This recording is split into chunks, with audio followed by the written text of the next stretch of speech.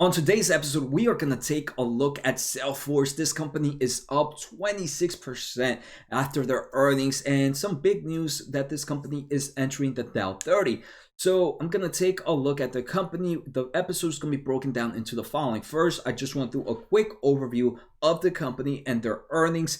Then I want to take a look at their future growth. How is this company expected to grow in the upcoming years? Is there still room for this company to grow? I also want to take a look at their past growth to see where this company has been. Next, I want to take a look at highlights from their earnings. Finally, I want to do a quick overview of their balance sheets to make sure this company is financially stable. At the end, I just want to give my overall thoughts on the company and want to see if I'm willing to invest in SALESFORCE right now. And if you wish you would have known about SALESFORCE before this video, before the 27%, make sure to hit that subscribe button. I talked about SALESFORCE before last earnings, where it was actually down 3% after earnings, and look how things changed in just a matter of a quarter. Now it's up 27%, and since last earnings, I want to say that was about 3 months ago. This company is around right now 65% up. So if you are new to my channel, if you are a long-term investor, if you want to learn about growth stocks, make sure to hit the subscribe button. To all my returning viewers, thank you so much for the support. I truly appreciate it. If you guys ever want to get in contact with me, you can find me on the YouTube comments. You can find me on Twitter, my Discord channel, Twitch, my weekly newsletter, and so much more. All the information should be on the pinned comments. But remember, all this information is free. I am by no means a professional, so none of this should be taken as advice. Make sure to talk to a financial advisor before making any financial movements.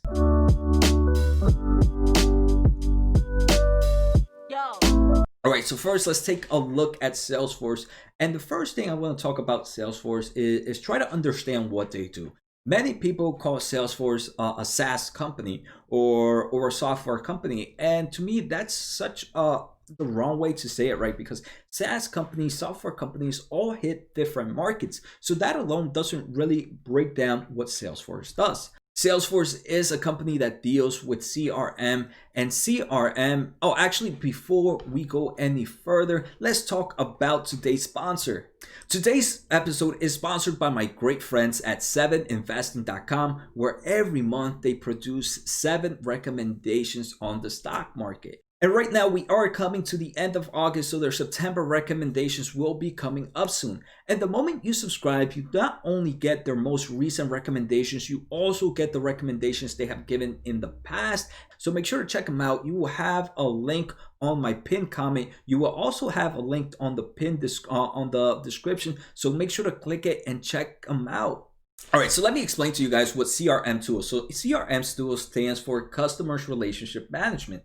And pretty much what CRM tools are to help businesses be able to manage potential sales, to pretty much have all this data within the company about their customers. And this type of data will help the company with so many things like understanding what products their customers like, understanding where their products are mainly sold, who buys their products, what would be a great leading product to sell, who would be great potential big clients. So it's, for example, they have email integrations, they have relationship management, sales call, email marketing. You can even go to sales websites, salesforce.com website, and they tell you the products they do. They help sell faster and smarter with the world's #1 sales platform. They have services to help manage your customer support, marketing, commerce, engagement to allow you to engage with your customers, platforms, integrations with other apps. They have analytics to give you the results of their data. And especially now, right, in a world where your customers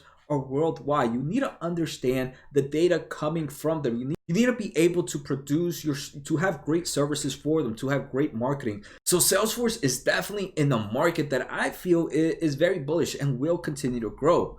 All right, so now let's take a look at SALESFORCE's most recent earnings.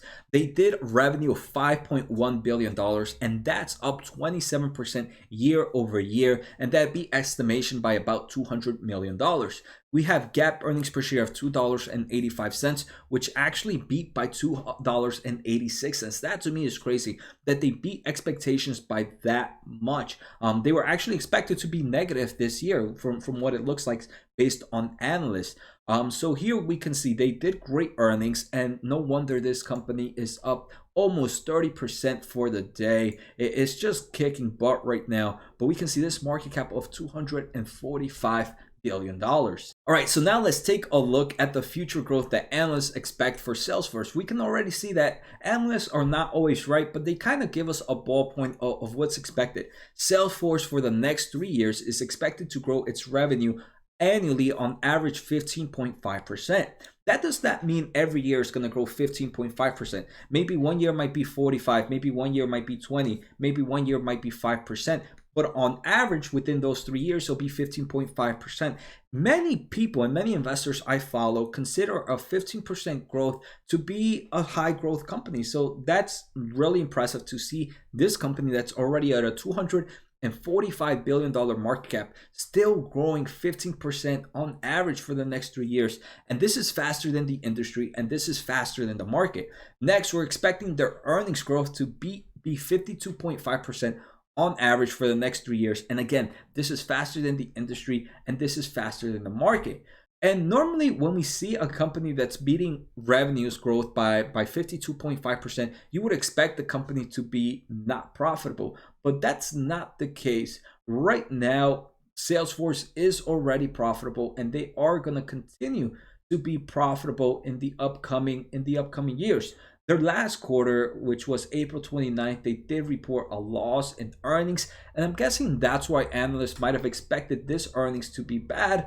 But at the end of the day, they were positive on this quarter's GAAP earnings per share. But we can see earnings for this company is continuing to grow as the revenue continues to grow. So we have a strong growth company with strong earnings coming up. But has this always been the case for Salesforce? In 2019, Salesforce grew its revenue 29% year over year. In 2018, it grew 26% year over year. And in 2017, it grew 25% year over year. So this is definitely one with constant strong growth. And just this quarter, we see a 27.5% beat. This tells me that Salesforce is still not slowing down, even though, like I mentioned, it's a $250 billion market cap company. It has no signs of slowing down. One thing I haven't mentioned yet is Salesforce has joined the Dow 30. And as a trader or as a short-term investor, that might be great news because it kind of gives more of a bullish name to Salesforce. But for me as a long-term investor, them joining the Dow 30 doesn't really change much in the fundamental aspects of the company. The fundamentals of the company still stay the same. So as a long-term investor, something like that, it's good to see, but it's not something that changes my mind in getting in or out of Salesforce. All right, so now let's take a look at some highlights of their company. All right, so now let's take a look at some highlights for this earnings. Salesforce right now, like I mentioned, did close to $5 billion on earnings this quarter. 1.28 billion of that came from Sales Cloud. That is up 13%. And like we saw, Sales Cloud is the integration that helps companies grow their sales within their customers. They also have the Service Cloud products for customer support, which delivered $1.3 billion. That revenue is up 20%. So we can see those two sectors, just the cloud sales cloud, and we have the Service Cloud, which is their customer support, delivered close to half of this company's total revenue. The company's platform and other category, which includes Tableau data visualization. If you guys have watched my AYX, Tableau is one of the products that AYX can integrate with, and I actually did not know that Salesforce owned them.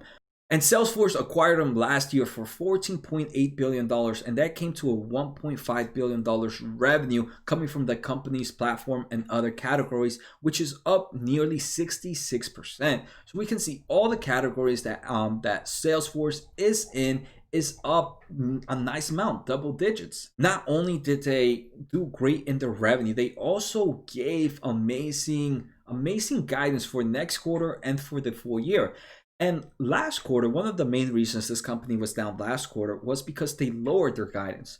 But now after lowering the guidance this quarter, they say, hey, they were wrong. We're raising our guidance back up.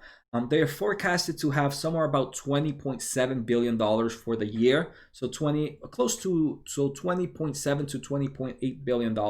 The overall consensus was about $20 billion. So that's a pretty big jump based on what analysts expected. They also raised their guidance on earnings per share. Now they give $3.72 to $3.74, when the overall guidance last quarter was $2.93. So almost a dollar jump there.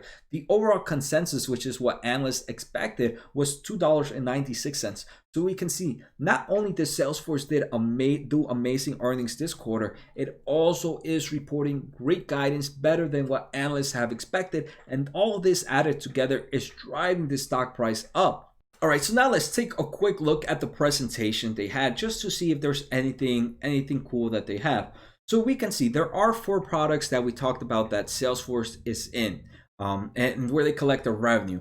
They have Sales Cloud, they have Service Cloud, they have Salesforce Platforms and Others, and they have Marketing Cloud and Commerce Cloud. And we can see all of these are up double digits. To me, it's pretty impressive for Salesforce Platform and Others to be up 66% year over year. But I do believe a huge portion is because of that acquisition with Tableau. Tableau. I know someone in my last video when I talked about them corrected me. I'm sorry for not listening. Please forgive me. Here we can also see what regions they're seeing they're seeing growth in, and they're seeing growth all over the world. They're seeing growth in Americas. They're seeing growth in Europe, Middle East and Africa. They're seeing growth in Asia Pacific and China. This to me shows how this company is growing all over. And again, this kind of gives the great thing about taking a look at earnings, it kind of helps you understand how the overall market is reacting as well. So if all these countries are doing well right now in form of Salesforce sales, why, if there's a company that's within these markets that hit similar niches, that hit similar markets and products, I would expect them to do well. So I do believe it's important to take a look at other companies' earnings to just try to understand what's happening around the world in the forms of markets. All right, so next I want to take a quick look at their balance sheet. Even though this company is making money, I still want to make sure they have a nice balance sheet to be able to survive during bad times. So let's start off, and this is comparing right now July 31st to January 31st, which was about 6 months ago, or the beginning of, or at the end of their last fiscal year. So cash and cash equivalents are pretty much the same. There has been a huge bump up in marketable securities, but overall, this company right now has about $9 billion of quick cash. Total current assets compared to 6 months ago dropped about $1 billion. Not a big change in my opinion, especially that this company still has a huge amount of cash available to them. But that's understandable. Another thing is the main reason the current assets are down right now is because accounts receivables. So accounts receivables is money expected within the next 12 months from other companies. So some other customers still owe them to pay. So right now, it seems like not many customers owe them a lot of money compared to when they do in January 31st. And now this is actually bringing back things when I was looking at their earnings. They do mention that Salesforce, on average, the amount of revenue they collect, and you can see it in their operating cash flow, depends on the quarter. Quarter 4 and quarter 1 tend to be higher compared to quarter 2 and quarter 3. So we can see, right, though, that balance sheet that we're looking at takes place, the one we're comparing it, takes place in quarter 4. Right now we're in quarter 2, where we know quarter 4 is a better quarter compared to quarter 2. So that's why those accounts receivables are off. So at the end of the day, this is to me is a nice jump to see that amount of cash jump up. The accounts receivable decrease is not that big of a deal because it is expected for a company like Salesforce. Let's take a jump at their total assets. Total assets right now have increased by about $2 billion, but most of that $2 billion is coming from goodwill. Goodwill to me is this company most likely did some form of acquisition recently, and some of that goodwill comes in. Goodwill is pretty much a fake asset to me. So to see that increase is not a great thing, but still their total assets at least have not decreased So that's a great thing. Now let's take a look at their total liabilities. Right now, this company has total liabilities of about $19 billion. This $19 billion is lower than they did 2 quarters ago, which was $21 billion. So there has been a decrease in total liabilities. One thing I want to say is they have unearned revenue. Unearned revenue is what many consider deferred revenue, and deferred revenue is very easy to understand. Let's take a look. The best, if you guys have been watching my channel for a long time, you already know where I'm going to go with this. Imagine Netflix. So you know how you pay for Netflix? You pay for a year subscription. But let's say you've only used 2 months of that year subscription. Even though Netflix has already pulled that money from you, the remaining 10 months that they haven't given you a service for goes as unearned revenue. Because even though they collected that revenue, they still haven't given you the product to actually collect it in the books. So that unearned revenue is money they've collected but have yet to write it on the books because they have yet to give the product to you. So to me is almost like a fake liability. So if we reduce this unearned revenue by this total liabilities, this company has close to $10 to $11 billion of total liabilities. This company right now has enough cash, almost enough cash, to pretty much pay off its total liabilities. And that to me is a very, very strong balance sheet, especially since their debt is only about $2.7 billion. So even if they just want to pay off their total debt, they still can and have plenty of cash left over. So CRM Salesforce has a very great balance sheet. Now let's take a look at my thoughts. So Salesforce right now is $250 billion. They are in markets that I believe are bullish. They have straight growth in the company. They're showing strong growth in both revenue and earnings. They're already profitable. They have increased their guidance for the upcoming years. They have a very strong balance sheet. So what's there not to like? For me, Salesforce, if you guys don't know, I have multiple tiers of company. Tier 1s are my best stocks, the ones I go heavy on. Then I have tier 2, which I'm still bullish in them, but I'm mediumly convicted in. And then I have tier 3 companies that I believe will be multi-baggers, but have the greater risk. And like I said, it's pretty much on my preference and on my bullishness level. Tier 1s are my favorite, and I've actually done a video of my 9 tier 1 stocks, so make sure to check that out. Salesforce for me will never make it at a tier 1 video, at a tier 1. Even though it has all these great things, me personally, I have other markets that I am willing to enter over the CRM tools. But this does not mean, like we saw, we had all these great aspects of Salesforce.